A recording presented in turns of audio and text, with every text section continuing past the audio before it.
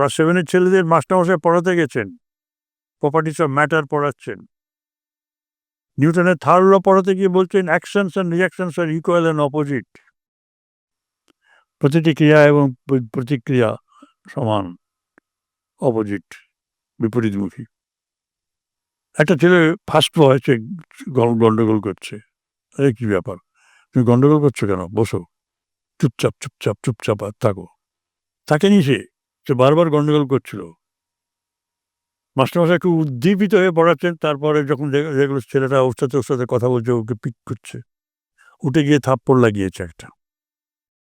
তখনই ছেলেটা ডিমান্ড করলো, সঙ্গে সঙ্গে উঠে বলল, sir this is your action, what reaction you expect from me.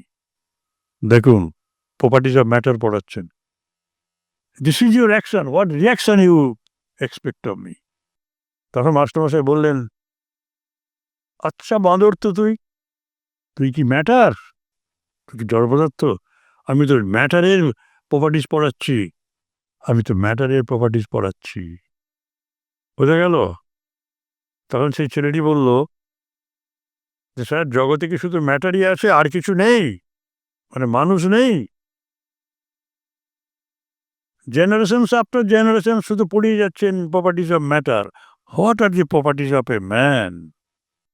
মানুষ কিভাবে ব্যবহার করবে? মানুষের প্রপার্টি কি হবে? মানুষের বিহেভিয়ার।